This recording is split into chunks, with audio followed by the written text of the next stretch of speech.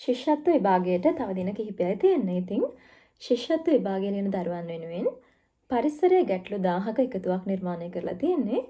ඉතින් මම ඒ ප්‍රශ්න ඔබෙන් අහනවා. ඉතින් වීඩියෝ එක අවසානයේදී පහලින් කමෙන්ට් කරන්න මම අහන ප්‍රශ්න වලින් ප්‍රශ්න කීයකට උත්තර දෙන්න පුළුවන් වුණාද කියලා. පළවෙනි ප්‍රශ්නය. ගසින් ගසට කොටමින් යන ගමනේදී කෙසෙල් ගසට කෙටූ විට හොට පැටලෙන බව සඳහන් වන සත්වයා කවුද? පිළිතුරුත් ඔබට දෙනවා. පළවෙනි උත්තරේ තමයි කොට්ටෝරුවා. දෙවෙනි උත්තරය කපුටා. තුන්වෙනි උත්තරය පිළිහුඩුවා. මොකක්ද නිවැරදි උත්තරය? නිවැරදි උත්තරය තමයි කොට්ටෝරුවා. හරි. දෙවෙනි ප්‍රශ්නය. මෙම ශාකයේ කොටස් නීති විරෝධී ලෙස අපනයනය කිරීම දඬුවම් ලැබිය හැකි වරදකි. පළවෙනි උත්තරය කීකිරිඳිය. දෙවෙනි උත්තරය කෙසෙල්. තුන්වෙනි උත්තරය වල්ලපට්ටා. මොකක්ද නිවැරදි පිළිතුර? නිවැරදි පිළිතුර තමයි වල්ලපට්ටා. වල්ලපට්ට ශාකයේ කොටස් නීති විරෝධී ලෙස අපනයනය කරන්න බැහැ. ඊළඟ ප්‍රශ්නය දුරකථන අංකයක ඇති ඉලක්කම් ගණන වන්නේ. පළවෙනි පිළිතුර 10යි, දෙවෙනි පිළිතුර 12යි, තුන්වෙනි පිළිතුර 9යි. මොකක්ද නිවැරදි පිළිතුර? නිවැරදි පිළිතුර 10යි. ඊළඟ ප්‍රශ්නය පොදු ප්‍රවාහන භාවිතා කිරීමේදී අසුන පිරිනැමිය යුතු නොවේ. පළවෙනි පිළිතුර වයෝවෘද්ධ පුද්ගලයන්ට, දෙවෙනි පිළිතුර ගැබිණි මාතාවන්ට, තුන්වෙනි පිළිතුර නිරෝගී පුද්ගලයන්ට. අපිට වයෝවෘද්ධ පුද්ගලයෙක් පොදු ප්‍රවාහනයකට ගොඩ වුණොතින් අපිට අනිවාර්යෙන් අසුන පිරිනමන්න වෙනවා. ඒ වගේම පූජ්‍ය පක්ෂයේ කෙනෙක් පැමිණියහොත් ඒත් අපිට අපේ අසුන පිරිනමන්න වෙනවා. ඒ වගේම ගැබිණි මාතාවක් આવතින් අපිට අනිවාර්යෙන්ම අපේ අසුන දෙන්න වෙනවා. හැබැයි නිරෝගී පුද්ගලයෙකුට දෙන්න අවශ්‍යතාවයක් නැහැ. ඊළඟ ප්‍රශ්නය ගම් අතර තත්ත්වයන් ඇතිවීමට හේතුවකි. පළවෙනි පිළිතුර ගඟ දෙපස කුඹුක් ශාක රෝපණය කිරීම.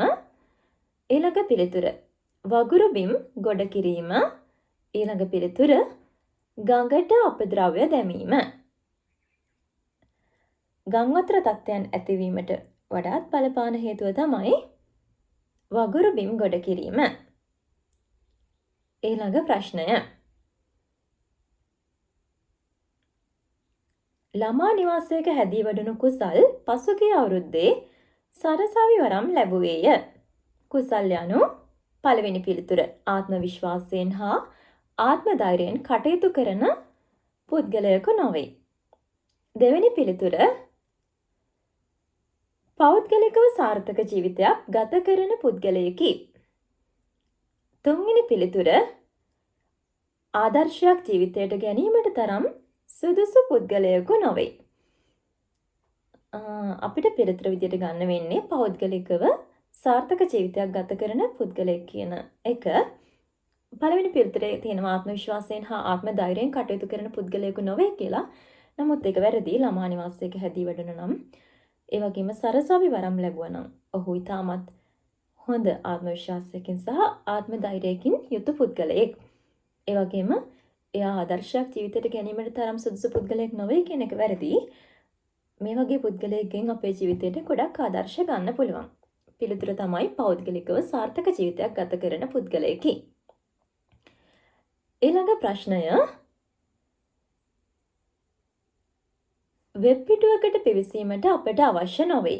පළවෙනි පිළිතුර අන්තර්ජාල පහසුකම, දෙවෙනි පිළිතුර පරිගණකය, තුන්වෙනි පිළිතුර ඉතිරි කිරීමේ ගිණුම. ඉතිරි කිරීමේ ගිණුම. මොකක්ද ඔබේ පිළිතුර? පිළිතුර තමයි ඉතිරි කිරීමේ ගිණුම. වෙබ් පිටුවකට පිවිසෙන්න අපට බැංකුවේ තියෙන ඉතිරි කිරීමේ ගිණුමක් වැදගත් වෙන්නේ නැහැ. ඊළඟ ප්‍රශ්නය රටවැසියන්ගේ අවශ්‍යතාවයන් වෙනුවෙන් රජ මාලිගාව තුළ සීනුවක් එල්ලා තැබූ රජු වන්නේ. පළවෙනි පිළිතුර එළාර රජු, දෙවෙනි පිළිතුර පණ්ඩුකාභය රජු, තුන්වෙනි පිළිතුර දුටුගැමුණු රජු. පිළිතුර තමයි එළාර රජු. ඊළඟ ප්‍රශ්නය. පාසල් ශ්‍රේෂ්ඨ චාරිකාවකට සුදුසු ස්ථානයක් නොවේ. පළවෙනි පිළිතුර කොග්ගල කෞතුකාගාරය, දෙවෙනි පිළිතුර ගාලු කොටුව, තුන්වෙනි පිළිතුර මුහුදු පතුල ගවේෂණය. අපිට කොග්ගල කෞතුකාගාරය බලන්න යන්න පුළුවන්. ගාලු කොටුවත් බලන්න යන්න පුළුවන්. සාමාන්‍යයෙන් හැම පාසලකින්ම වගේ කොග්ගල කෞතුකාගාරය, ගාලු කොටුව නරඹන්න යනවා. හැබැයි මුහුදත් එක්ක සිද්ධ කරන කිසිදු ක්‍රියාකාරකමක් පාසල් ළමුන් එක්ක කරන එක ඊතරම් හොඳ වැඩක් නෙමෙයි. ඒක හරිම අවදානම් සහගත වැඩක්. එතකොට අපිට පිළිතුර විදිහට ගන්න වෙන්නේ මුහුදු පතුල ගවේෂණය කිරීම. හොඳයි. ඊළඟ ප්‍රශ්නය. යම් ස්ථානයක විදුලිය තිබේද යන්න පරීක්ෂා කිරීමට භාවිතා කරන උපකරණය වන්නේ. පළවෙනි පිළිතුර විදුලි උඳුන, දෙවෙනි පිළිතුර විදුලි කේතලය, තුන්වෙනි පිළිතුර ටෙස්ටරය. පිළිතුර තමයි ටෙස්ටරය. ඊළඟ ප්‍රශ්නය.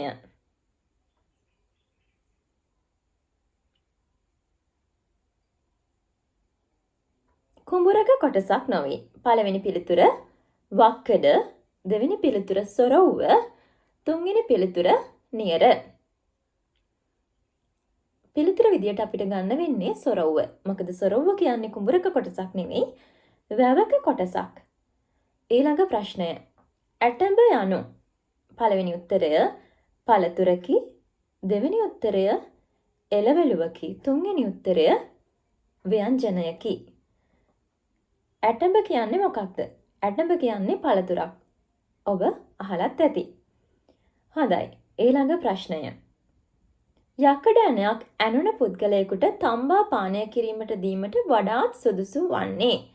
පළවෙනි පිළිතුර රත් හඳුන්, දෙවෙනි පිළිතුර බෙරළිය, තුන්වෙනි පිළිතුර වෙනිවැල් ගැට. පිළිතුර තමයි වෙනිවැල් ගැට. ඊළඟ ප්‍රශ්නය. ඉංග්‍රීසි පාලන සමයේදී කපා විනාශ කරන ලද වටිනා ශාකයකි. පළවෙනි පිළිතුර මී, දෙවෙනි පිළිතුර තේ, තුන්වෙනි පිළිතුර ගිනි සීරියා. පිළිතුර තමයි මී. ඉංග්‍රීසි පාලන සමයේදී මී ගස් ඉතාමත් විශාල ප්‍රමාණයෙන් විනාශ කරලා දාලා තියෙනවා. ඊළඟ ප්‍රශ්නය. පාරජම්බුල කිරණ ශරීරයට වැදීමෙන් මිනිසාට වැළඳිය හැකි රෝගයකි. පළවෙනි පිළිතුර මැලේරියා, දෙවෙනි පිළිතුර සමේ පිළිකා, තුන්වෙනි පිළිතුර අතිසාරය. පිළිතුර තමයි සමේ පිළිකා. ඊළඟ ප්‍රශ්නය. යම් ප්‍රදේශයක් නායාමකට ගොදුරු වූ විට ප්‍රදේශයේ ජනතාවට ඉක්මනින් නිවත් වීම පිළිබඳව දැනුවත් කිරීමට වඩාත් සුදුසු වන්නේ මුහුණු පොත, ජංගම දුරකථනය, ශබ්ද විකාශන යන්ත්‍රය. පිළිතුර තමයි ශබ්ද විකාශන යන්ත්‍රය. මුහුණු පොත කියන්නේ Facebook. මේ වගේ අවස්ථාවක එවැනි සංනිවේදන ක්‍රම භාවිතා කරනවට වඩා ශබ්ද විකාශන යන්ත්‍ර තමයි භාවිතා කිරීම වඩා උචිත වෙන්නේ. ඊළඟ ප්‍රශ්නය. ජල වාෂ්පයෙන් සකස් කරගන්නා ආහාරයක් නොවේ. පළවෙනි පිළිතුර ඉන්දියාප්ප, දෙවෙනි පිළිතුර හැලප, තුන්වෙනි පිළිතුර බත්. නිවැරදි පිළිතුර තමයි බත්. බත් තම්බා ගන්නේ හිමාලයෙන් නොවේ. ඊළඟ ප්‍රශ්නය. හෙද සහයුරිය සේවය කරන්නේ. පළවෙනි පිළිතුර පෙර පාසලේ, දෙවෙනි පිළිතුර ක්‍රිස්තියානි පල්ලියේ, තුන්වෙනි පිළිතුර රෝහලේ. ඔබ දන්නවා හෙද සහයුරිය කියන්නේ කවුද කියලා? නර්ස් කියලා අපි කියන්නේ. එතකොට නර්ස් සේවය කරන්නේ රෝහලේ. ඊළඟ ප්‍රශ්නය. පෝෂණ ගුණය ආරක්ෂා වන්නේ. ප්‍රමාණයට වඩා තම්බාගත් විට, සේදීමෙන් තොරව ආහාර සකස් කළ විට, අමුවෙන් ආහාරයට ගත් විට.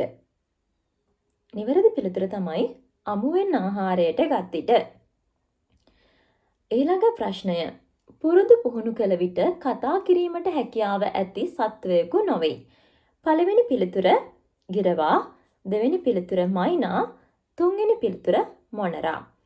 ගිරවාට ඒ වගේම මයිනට කතා කරන්න පුරුදු කරන්න පුළුවන්. හැබැයි මොන රට හිම හැකියාවක් නැහැ. හොඳයි. දැන් පහලින් කමෙන්ට් කරන්න. දැන් මේ අහපු ප්‍රශ්න වලින් ප්‍රශ්න කීයකට නිවැරදිව පිළිතුරු දෙන්න ඔබට පුළුවන් වුණාද කියලා.